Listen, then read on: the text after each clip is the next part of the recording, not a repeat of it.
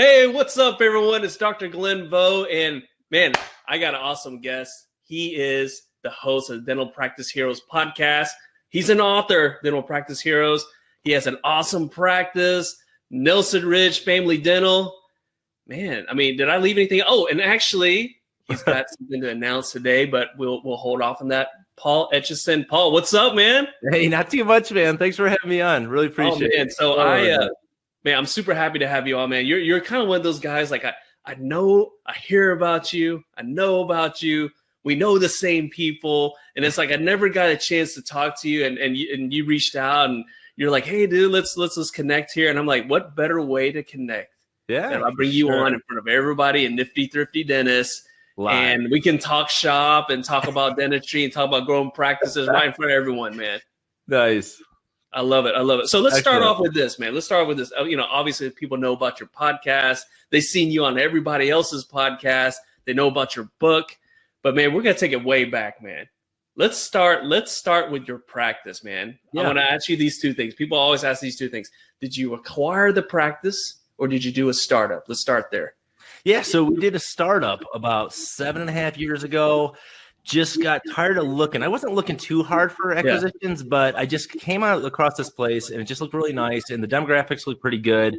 We're about 40 miles south of Chicago. So we're in the suburbs. We're not in Chicago. But we just opened and just grew really fast. And we were a 5-op office. We got all the way up to about 3.4 million out of 5 ops. And we're heavy PPO too. They were not fee for service by any means, but we just expanded last October. It's been about a year, but we just expanded to 11 ops. So now we're growing in that regard. And I mean, we were at capacity at 5 ops, but now we've got a little bit of ways to go. But the growth is fun, and that's the part I enjoy. And I love that. And that's why I was so excited about bringing you on, because there's so many different practice owners in this group, right? We got some fee-for-service guys, we got a PPO, we got all different kinds. And I really wanted to bring you on to do kind of like a Q&A session. So guys, I put on the crawler there. If you have any questions for Paul, this is your chance, okay? Shoot questions in down there in the comments section. I'll read it off to him. So Paul, you did a scratch start. Same thing with me. And you know what? If I had to do it all over again, I'd probably do the same thing. Now, let's talk about this, man, because I've always been so impressed with how you grew your practice, okay? So let's start from year one. And, well, actually, let's take a step back. Yeah. Let's do this. What were the mistakes you made? Because that's where we learn the mistakes. So let's talk about some of the mistakes you made, and then we'll kind of go into how you kind of got this super trajectory in your practice. Right. So I would say the biggest mistakes we made while growing, because I mean, our biggest problem was growth, which is, it's hard to say that's a problem, but it was. We were constantly bringing on people because we were just expanding so fast. And one of the biggest mistakes we had is we just never paid much attention to reappoint rate. We didn't watch how many people were going out the back door. We didn't pay much attention to metrics at all, just because we were seeing like 80 to 120 new patients a month. We were busy as hell. I was doing more than I wanted to do. It was just like, so when you have that kind of new patient flow, you tend to just, life is good. Yeah. But I think looking back on it now, because now I'm more focused on it in our 11 op, growing it the right way, is that I'm realizing that, we got to capacity. It took roughly about 6 years. But I think we could have got to capacity probably much earlier if we followed that reappoint rate. So, I mean, if you think about it, you want to get to capacity so that you can make a decision on whether or not, are you going to extend your hours? Are you adding providers? Are you adding chairs? Are you going to pull off some PPO fee schedule? So that should be the goal of every practice owner. But the thing is that one of the easiest ways to get there is just reappoint. If your hygienist has got a full schedule today and she reappoints everybody, 6 months later, she's got a full schedule again, and now you're adding another hygienist. So people always ask me, when do you add hygienists? When do you add hygienists? And I say, when you think you can fill half her schedule. That's what I say. Him or her, we'll be politically correct, but all mine. So let me ask you this, because you were talking about reappointment, and do you use any kind of software like Dental Intel, any of those companies? Do you use that metric software at all? Yeah, we are a subscriber to Dental Intel, and I'm not going to hate on them, but we use it. We just don't use it that much. For me, it's just a little bit too much information for me. And I always say, man, you know what? This Friday, I'm going to sit down. I'm going to look over that stuff. I'm going to plan on it. And I just don't do it. We also use Divergent. And I'm a big fan of Divergent just for the sake that it's concise and it's enough for me. I am not a huge KPI guy. I think there's only about 10 metrics that I really even care about. And, that stuff's fun to look at, but yeah, we do use it to some extent, but our major KPIs are going to be reactivation, reappoint rate, our new patients, our new patient call conversion, things like that. So I have about 10 of them. I can't think of any on top of my head, but I'm not a big numbers guy. It's not so let's stay on that topic of reappointment. So what are some of the things that you guys do to make sure these patients don't fall through the cracks? Yeah. So, one of the big things is just making your team, ultimately, they have to be aware of it. They got to understand, and not just to understand like, hey guys, we got to get this number up. I want to show them, I want to show them that I want them to understand that if we reappoint everybody, like I said before, we're 100% busy in 6 months. And that's what's going to allow us to grow. Because then we're, even if we reappoint it in 85, 90%, we're still probably going to throw in a new patient there in 6 months. So it's very easy to stay committed. So I wanted to make sure that they understand the why. And that's a big thing with a lot of the systems that I do is I want my team to understand why it's important. But, the other thing we do is we just work on verbiage, with the hygienist. We work on verbiage with the assistants. And it's rare that someone gets to my front desk and doesn't have an appointment because we're on top of it. And like when I'm dismissing the patient, I'm saying, okay, hold on, let me just check your chart and see what I want to see you back for, see what your next appointment is. Oh, you know what? You don't have your cleaning set up. And my front desk knows that if they're going to present a big treatment plan and they say, you know what, I want to think about it, they're going to say, hey, you know what, let's at least get your cleaning set up. If the hygienist didn't already do it, everybody's paying attention to it. And when everyone's paying attention to it, that's when you start seeing those results. So it starts at the top of just where's your focus, because it can only be in so many places. But that's a big focus for my practice right now because we're in big growth phase right now. I love that. I love the fact that it's not only one person, right? Sometimes people have a schedule, go see so-and-so and schedule appointment or relying on the hygienist. And the thing is you guys have other people just kind of doing some checks and balances there, right? I love that. And so let's go back to the beginning. Okay, so you did a startup. We both did startups here, and man, I'll tell you what, man, the story behind your practice, I am definitely impressed and amazed. So let's start with that. Let's start with like year one, and what are the things that you did to kind of grow the practice? Because everyone's asked that. That and what's that? What kind of intraoral camera do you use in this group? Okay, it's like everyone asks that like every time. Yeah. But a big thing is like, how do you get butts in the chair? What are you doing? What kind of marketing? What kind of amenities do you have in your practice? How are you wowing these patients? So Paul, for you, man. Yeah.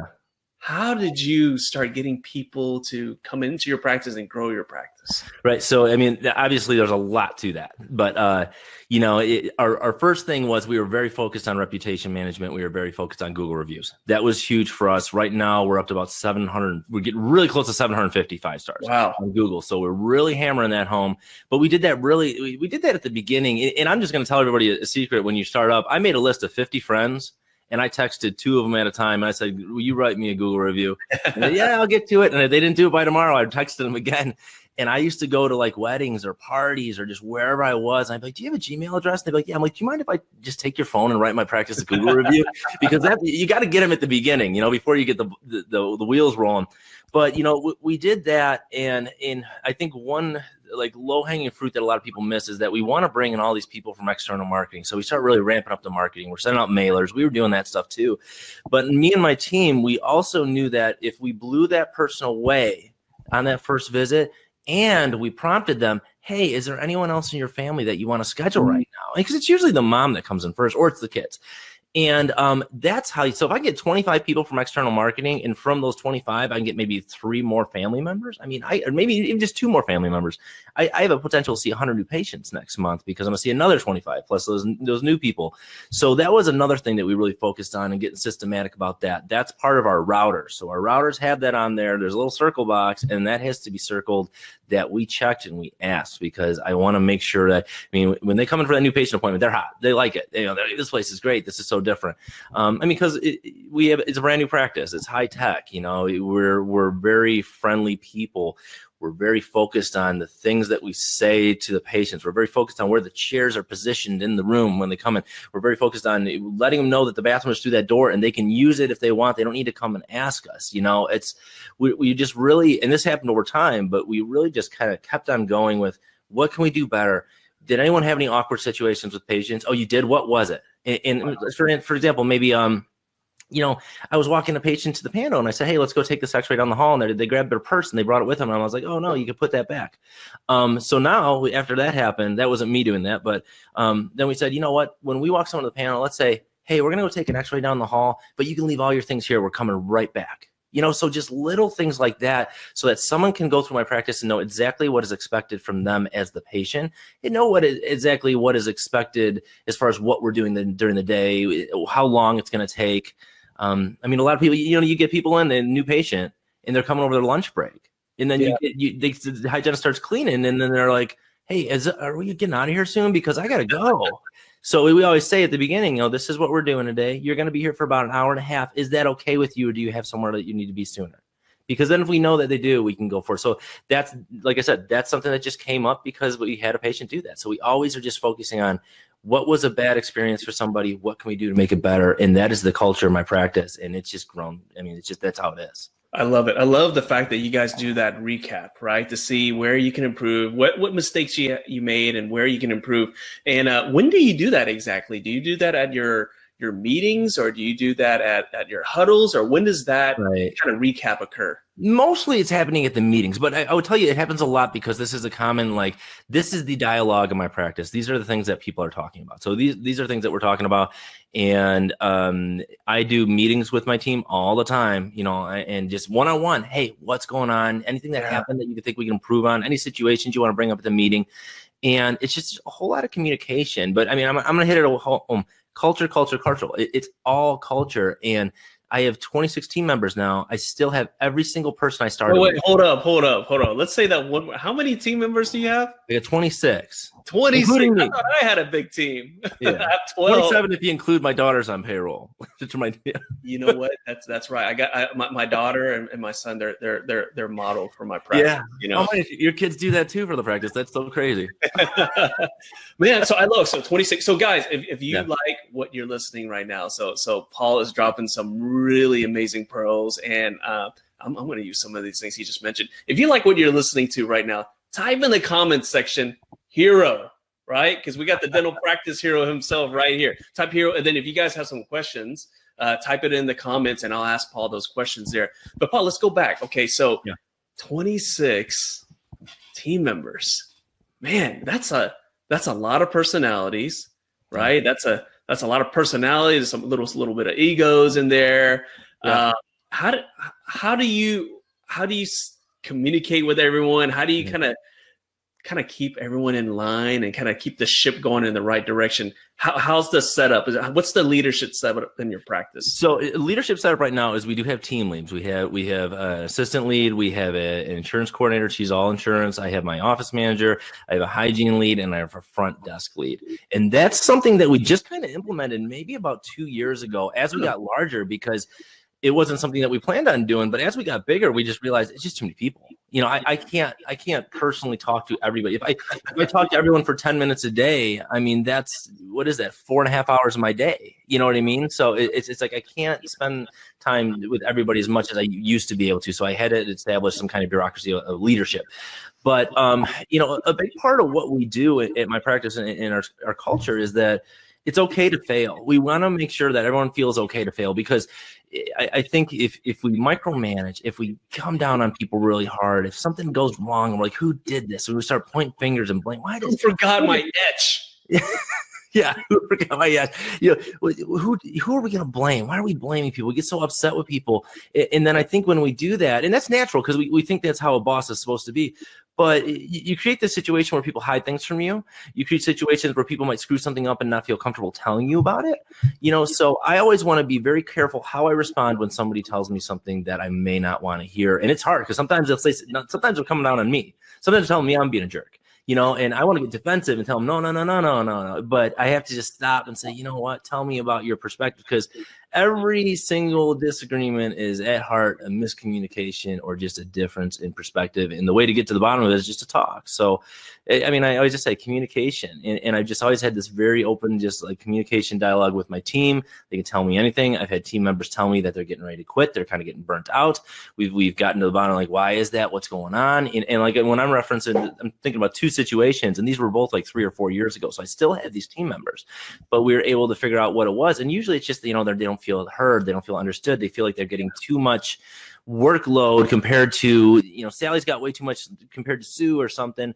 And sometimes you just got to shift things around or just really just acknowledge how they're feeling. But it helps to really in your heart care about these people. And I do. So I think that's why. I mean, that's why we've had nobody ever leave in those 7.5 years. We have one girl leave because she became a nurse and, that was her dream. So cool. But never had anyone leave because they found a better opportunity. I still have same people every year. We got a new picture, new team picture. There's the same people in the following picture every single year for almost 8 years now. I know I'm not going to always be able to say that, but for now I can. So I'm going to say it.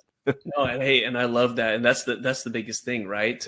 If you can keep a consistent team and not have that staff turnover, that's going to help you grow, right? But if you have someone leave and you got to train them again, do this and alter the schedule because you don't have enough team members, that definitely helps. They're 5 days a week. I'm there 2 days a week, 3 weeks a month. I have a oral surgeon, periodontist. I have a periodontist there's two days a month as well. We're looking at adding an endodontist very soon. And I think ultimately there'll probably be 4 full-time providers at some point, but we're just not there yet. No, we're not ready. So I love that. And I love what you kind of just casually mentioned, because I'm going to go into that. I was waiting for you to mention that, but I will say this.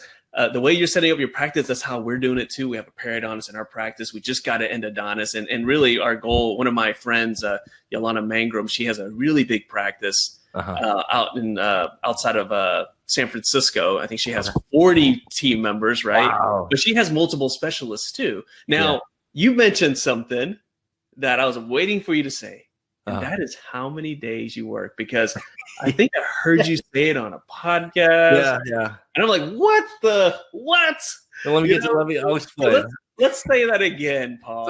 Could you just kind of casually that's all right. No, you got it. So how many days do you work a month? So it's 6. I see patients 6 days a month. 6 days a month. No, hey guys. No, he doesn't work 6 days a week. No, he said 6 days a month. A month, yes. Okay, but you know how it is, right? I'm seeing. You're a young guy, man. You're a young guy. I see some of your stuff on Facebook. You're doing active stuff, man. You're not disabled or anything. So what's up with that, man? 6 days a month. Yeah, so 6 days a month. So I see mostly what I'm seeing now is I'm fulfilling the orthodontist specialty at my practice. I'm doing literally all the ortho on kids, band and brackets, wires. I'm doing some Invisalign in adults, but most of my ortho is kids. But that happens 2 days a month, 2 days a week, Monday and Tuesday. Now, Wednesdays, I still am at the practice. That's my admin day. That's the day I'm talking to my team members. That's the day I'm working on the business. I'm also seeing 2 columns of hygiene that day that I'll check when my associate can't. If she can, I'm just in my office doing my own thing.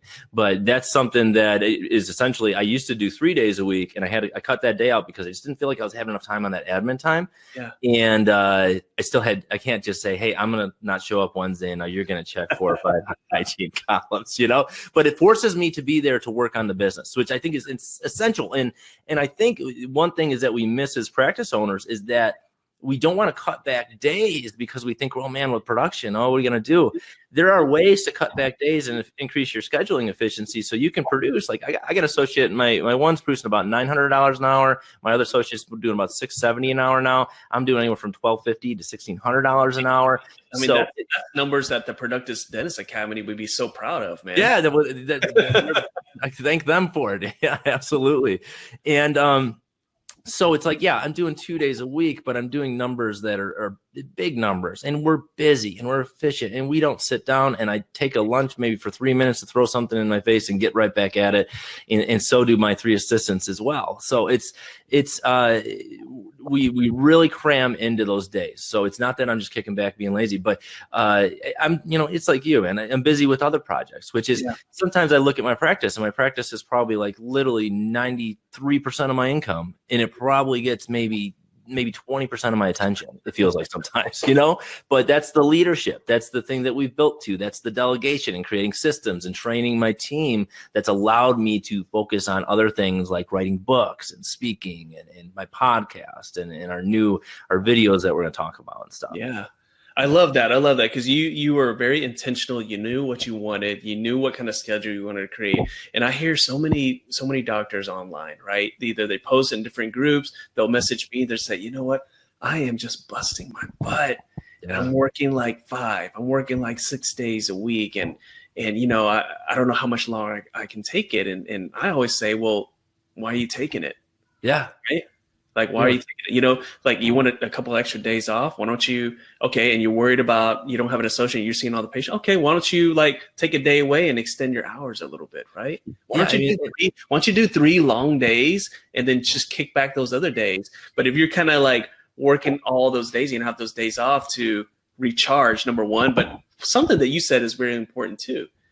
When you're working in your practice, man, you're not working on your practice.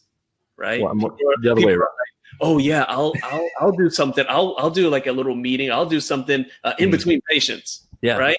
Yeah. Come on, guys. In between patients, that's meant for Facebook. Okay. You can't work on your practice. Okay. You got to have some time. So I love that you spend that designated day to work on your practice. And why is that so important other than the fact of what I just said there? You don't have time to do it. But why is that important there? It's so important, man. And when you talk about people, and when I hear the same things you hear.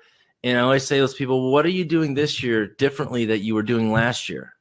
And no, we're just doing the same thing. Okay, well then that's the problem. The thing is that when we work, I feel really strongly about this. When we do 4 days clinical, on that 5th day, we should be doing stuff, but we're just done. We want to go home for the weekend. And if we have to do anything, it's going to be writing up charts, doing lab slips. It's going to be all that like urgent tyranny kind of stuff that never gets you into the time to do the deep work that does the growth. Now, I'm not doing my payroll. I'm not doing my 401k stuff. I'm not doing my accounting, my bookkeeping, things like that. I'm not uploading Invisalign pictures and stuff like that. I've delegated everything so that when I'm done seeing patients, I can just go and I can work on the deep work and like look at things like what is it going to take to get us to the next level. And I'll give an example on that is we've added a lot of people in the past year because we had to expand into our 11 ops. But I said, you know what?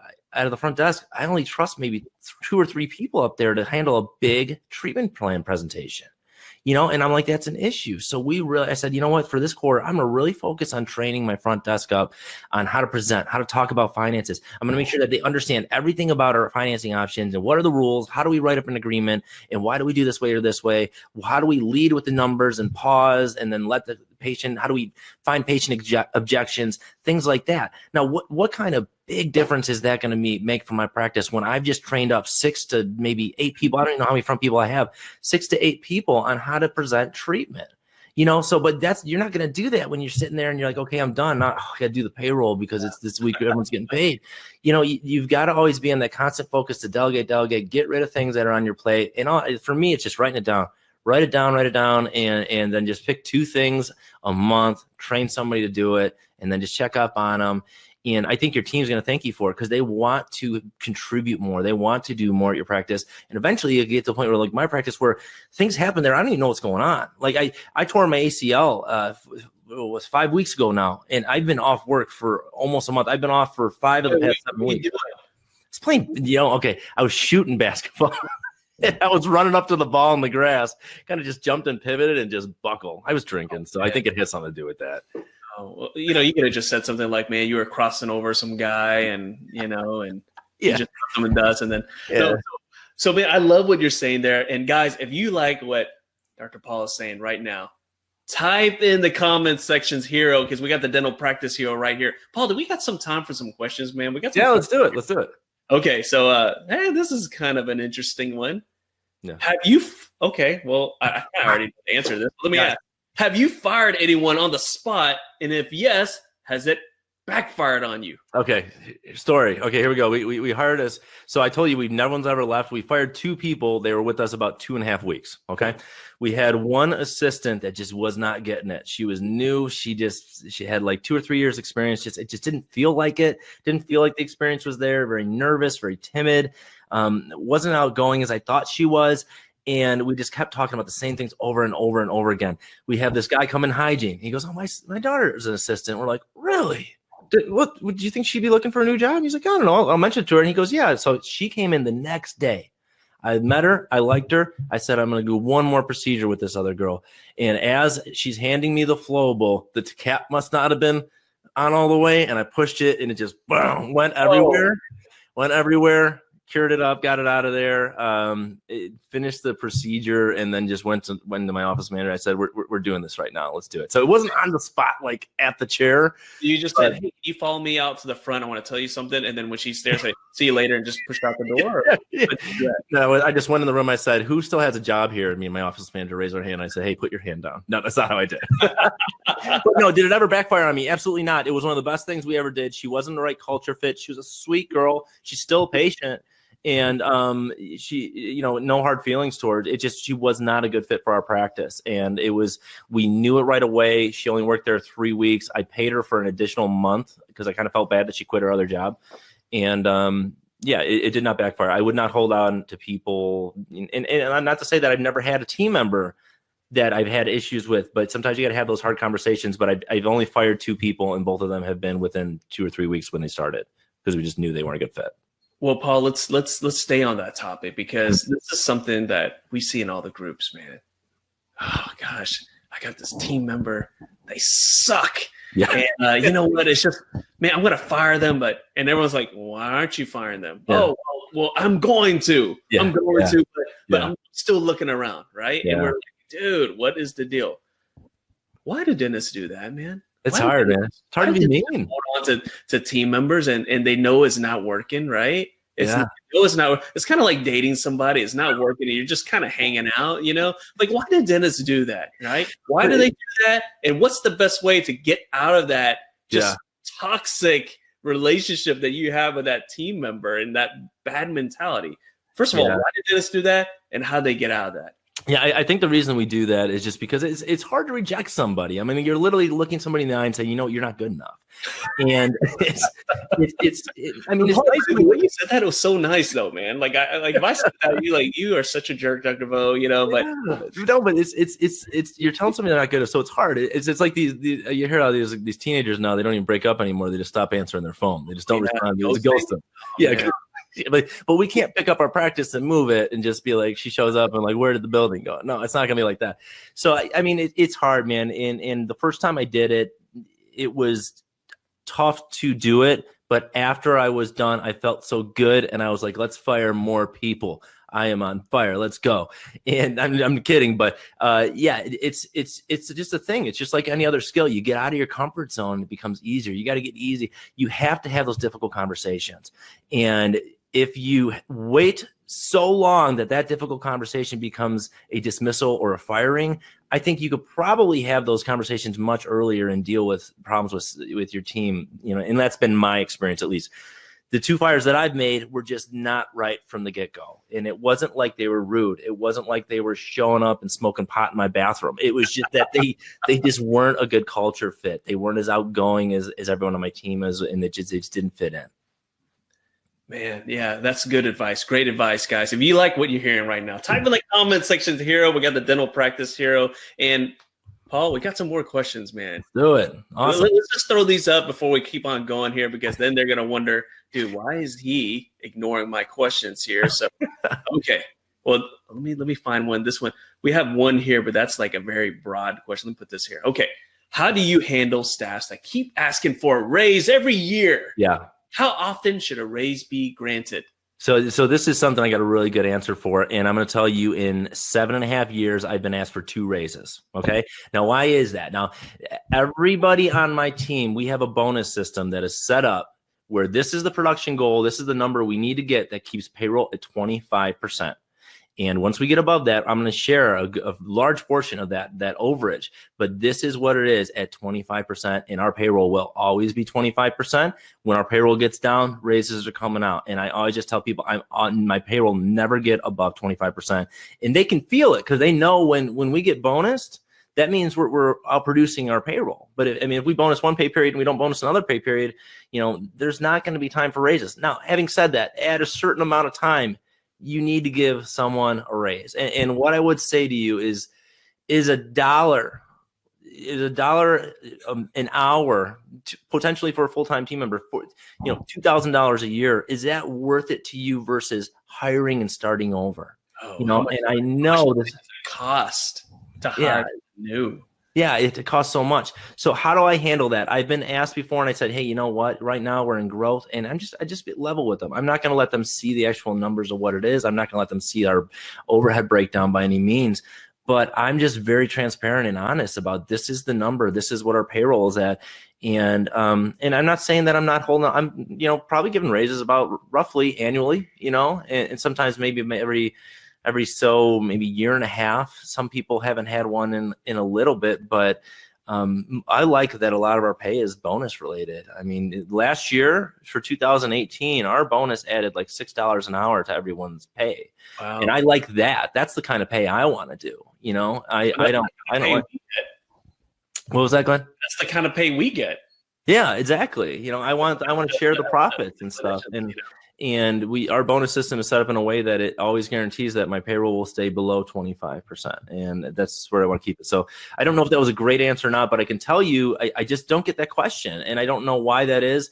I think there's a lot of intangibles about working for me. I'm very invested in my team. I take them out a lot. We get together a lot as a team. I'm covering the bill a lot. We take a lot of courses together. We have a great time together. We're like a family. And I think there's just a lot of intangibles, and they feel very appreciated by me too. So, I mean, that could be it too. So I just don't get that question. Well, there's something to be said that if someone believes in your vision and your culture, right, it doesn't matter how much you pay them. Right. If they're only motivated by the buck, then you're going to look for that buck, right? But if they believe in what you're doing, and it sounds like you have, I know that you have a great culture there, and that's the reason why they're there. And yes, when they can make extra money from the bonuses, that's like a cherry on top. Yeah, absolutely. And the patients tell us that. They say, when I walked through the door, I felt it. We hear that all the time. You just feel it. The place is just vibrant with energy, laughter. We just have a great time together. So let's throw up some more questions here. And here's a good one here. Paul, you're my hero. You're my hero. Yes. And how did you create the great culture you have at your practice? Yeah, I would say the way that the best way to create the culture is make mistakes okay. Verbalize that all the time. Make mistakes okay. They are expected. We are going to screw things up. I can't tell you how good our systems are at my practice. We screw things up all the time. Oh, wait, so you don't just get your mask and throw it down, get your instrument, just throw it down and just stare at them? You don't do that? No, I don't do that. Okay, I don't do that. But then, another thing is communicating with your team one-on-one in the office often, and soliciting feedback. Say, how am I doing as a leader? How am I doing as a boss? How are you doing with your jobs? Do you still enjoy your job? Do you still love coming to work every day? And just being really, really honest and say, hey, I want you to be totally honest with me. And if you keep asking for honesty, they'll eventually give it to you. But you got to be so careful that you don't get defensive and give them a reason to not give it to you. So you just got to take it in, listen to your team. They will tell you every problem inside your practice. I can tell you, I get feedback from my team all the time. So we've created this culture of coachability, and we've always had this thing that we hammer home all the time. We're going to get better. We are never perfect. We are never at a level where we can't get any better and we can't improve. And this is what happened. Hey, the patients, we screwed this up with the patient. I'm not going to say, that was Lauren that did that. Hey, Lauren, don't do that again. I'm going to say, how can we create a system as a team so that doesn't happen again? I don't care who did it. It doesn't matter to me. It's just talking and hammering with that culture, coachability. And another mantra we have is grace over guilt. Give people grace to make a mistake. Don't make them feel guilty, because if you make them feel guilty, you're not going to hear about the mistake next time. It's going to get covered up and people are not going to be accountable for it. And then I'd say the last thing is you got to apologize a lot. I say sorry all the time. And I'll tell you, we had an instance where just recently, a hygienist went to this CE that I didn't really care for, and they said, "Hey, can we cancel our patients on Friday? This CE that some girls want to go." And I said, I don't really want. And they, "Okay, we really want to go." Okay, fine, you guys can go to your CE. And I'm like, you know what? I'll pay for the class for you guys, But I wasn't planning on paying for the hours. And some of the hygienists were, when they got their checks, they're like, where are my hours for this? If I wasn't getting paid for the hours, I wouldn't have went.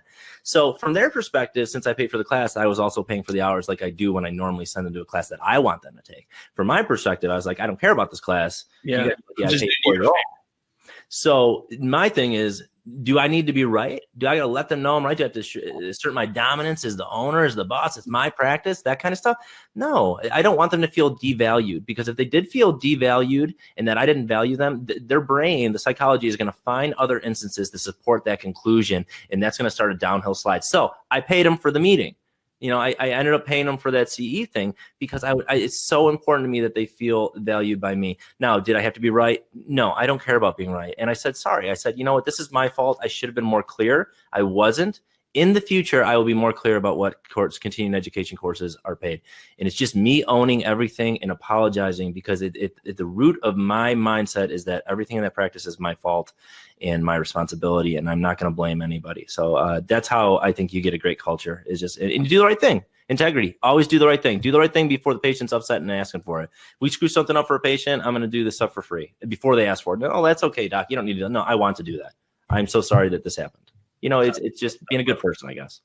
I love it. I love it. And really, you go back to one big thing, right? And it's something that's tossed around all the time, but it really makes a difference. That's having the right mindset, right? Having the right mindset. And speaking of mindset, I was talking to you earlier, and I was saying, look, Paul, there's so many dentists out there. We're talking about the things that we do, books, speaking, coaching, and whatnot. And we do what we do because we love helping other people, right? We're on social media, we're talking to people, we love making that connection. And I was asking you, Paul, I was like, man, like what else are you doing, man? You wrote a book here. I'm going to put the title of the book real quick here. Here we go. Dental Practice Hero, right? If you like what you're hearing, type in the comment section, hero, from ordinary practice to extraordinary experience. You wrote this book. Yeah. You wrote this book. It's an awesome book there. It's how kind of detailing your story from going, collections $1 million, like what, first year, breaking up to $3 million in collection. And then you were telling me, Glenn, I want to do something more. The book is one thing, I speak in one thing. I want to do something where I can reach more people, and I created this platform. And I was like, okay, before you tell me anything about it, I need to bring you on here and talk about that. But let's talk about that. You told me about this platform. Tell me what it's all about, and what do you go over in the platform? Yeah, so the platform is called Dental Business Mentor. It's located at dentalbusinessmentor.com, and it's a conglomeration, it's a collaboration between me and Dr. Justin Bullar. And him and I have been friends. We got to know each other at Voices of Dentistry, the second one. We hung out at Practice on Fire. We hung out again at some other seminar, and then we hung out at Voices of Dentistry, the third one. And he was talking about he wanted to do an online business kind of mentorship, just online videos, instructional, like course content, short 5 to 15 minute videos. And I said, man, I've always been thinking about doing the same thing. I said, why don't we collaborate on it? Yeah. So we got together. He lives in Florida. I live up here in Illinois. And we got together quite a few times. We brainstormed the whole thing, and we just started making the content. And we made 175 videos, and we got about 40 something documents on their systems. And just and this is the way I put it, is that, we look at like these professional golfers. If we could swing the club face, if it could move in the air at the same speed and same path at the same club and hit the ball right in the same face, would you expect to hit the ball exactly the same? You better. But we're not focusing on learning from those people. All we're doing is we're going out with our buddies and getting drunk on a golf course, and we're saying, man, this game's hard. Why is this game so hard? But that's what we do as dentists sometimes. We're not spending time learning from the ways that it should be done. And I think that, aside from all the culture and leadership things, and that's part of our course too, but there's all these systems that they're not difficult systems to implement. They're very simple, but they're tried and true, and they're, from me, taking just an insane amount of like CE material. I just go to CE. I'm like such a junkie, and just talking to other successful practice people. What's working on, hey, what's going on with your Rio Point? Like, what do you guys do for that? What do you do when a patient does this? Like, how do you keep that? What's your system for that? And you just keep learning, you bring it back to your practice, and you try it, and it works. So everything in there is stuff that me or Dr. Justin use in our practices, and they're working for us, and anyone can do the same. So it's just a subscription. You got access to all the videos. They're very short for short attention spans, because I know how online training goes, and I've done ones where they're like 2-hour videos, and you get like 30 minutes into it, and you got to stop it, and then you got to go back, and you're like, oh, well, now I can't go back into it. I'm like halfway through it. It's just, we made short, concise videos, and the quality is excellent, and I think the product's really good. And we've got some really good feedback on it since we launched about a month ago. I love it. That's Dental Business Mentors. And here's the thing, we take so many hours of CE, right? Like, you take implant courses, you take, full mouth rehab courses, you take all these ortho courses, you take all those courses to kind of get to the next level, right? And yet, Dennis, we kind of dropped the ball on taking business courses, right? Yeah. Mindset courses, things that, yeah, you can be the clinician, but then you have a practice. You're a business owner now, right? You're no longer here. You have to wear both hats. That's what makes owning a practice both stressful, but also rewarding, right? Yeah. And so, and the thing is that we learn from all these great clinicians like Frank Spear and all these other, Mish and whatnot. And yet, okay, you want to take business course, but then you're just trying to wing it or whatnot. I mean, you're here, you've done it. You've got this online course. Literally, guys, you could be sitting in your boxers and doing this course. Okay. Yeah. I mean, you don't have to go anywhere. And, it sounds amazing. So let's talk about this. You're in the Nifty Thrifty group. So everyone's going to say, okay, well, how much is it going to cost? I got a Nifty deal. What's the normal price? So our monthly membership is $500 a month. Okay. Our annual membership is, wow, I can't even think about it. I want to say it's $3,000, $29.99. We're getting to it. Someone just says, how much is this subscription? We have a Nifty Thrifty deal. Nifty $350. We'll get you $350 off the annual. Now, you do get all other things with the annual, because the thing is could you get the monthly and watch all the videos in like a 4-day weekend? You probably could. But are you going to retain anything? That's the thing, is you need to watch things, you need to implement, you need to come back to it. We also have bonus modules that we get. I did a module on how to get yourself down to 3 days, because I think it's super important to get down to 3 days, and just so you have time to work on your business, and that's just a product of a whole mess of systems running at their best, but they get you down to 3 days so you can spend time working on growing your business. We have another module on decreasing turnover with associates, decreasing turnover with your team members, how to save money on your startup. These are all bonus modules that you'll get with the annual subscription. But we have had a few people buy the monthly, but almost I'd say like 9 out of 10 are buying the annual, because you get so much other stuff with it. And I think are you guys going to add more content in the line? Yeah, we are adding more content. We already do have a list of a few videos that we want to add that we've looked through, and we said, hey, you know what, I think we could have did a little bit more on this one. And we're getting some feedback from people as well, so it's very easy for us to add a video, a nice 5, 10, 15-minute video. But it's just like anything. You go and you implement, and then you course correct as you get there. And some people they bring something up, say, hey, I really thought I wish there was more information on this. And we're like, you know what? Yeah, we got to do that. We're going to do that. So, yeah, it's going to be something we're constantly adding to. Yeah, for sure. I love it. Okay, guys. So, Dental Business Mentors. Normal price is how much, Paul? $3,000 for the annual. All right. That's annual, right? And the Nifty deal is? Nifty $350 off. There you go. $350 off right there. And guys, here's the thing, okay? It's a lot of content. He just said that. I don't even know how you recorded that many videos. I don't even know what you must have. It's a really long time. Yeah. One day I did about 11 of them with my mic off. So I was going to upload them to the editor and realized that I didn't have my mic on the whole time. It was like 4 or 5 hours of stuff. And then you kicked the wall and you tore your ACL. I think I didn't record another video for like 10 days because I was so discouraged. But you know what? Not only is it all those videos, all those training videos, you said something as far as material and resources as well.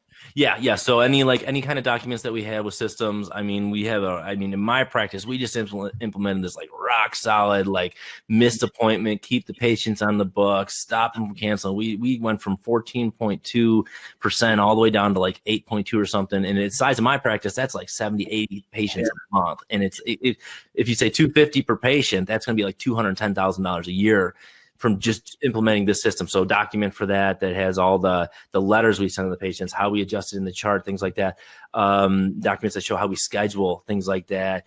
Documents that show the kind of things, the training situation, like that I do with my assistants, like our dance, our tango. This is how we do an endo. And I'm not going to ask you for these things. This is the order it goes in every single time. And we obturate, MB1, MB2, DB, and palatal. We're going to do it every single time. Don't ask me what cone I want because you already got it. You're handing me the next one, So everything that we use in that regard. And then we got some other things like written. I wrote some things on bonus systems that we use, explaining that. So a lot of documents.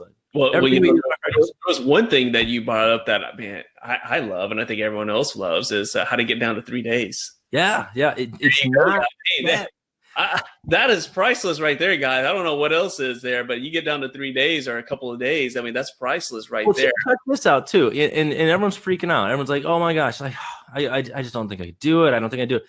If you went down to 3 days and the sky fell, you just go back to 4. Yeah, that's all.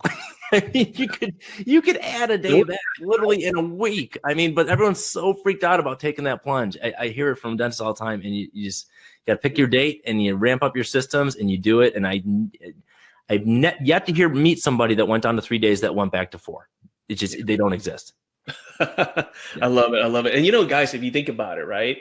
If you think about if you take a course, there's some great courses that Paul and I have taken the same courses, and I'm not gonna bring it up because it's really good value. Okay. But there's some courses that you go for a weekend and it's like $3,000 to $5,000, right? Mm-hmm.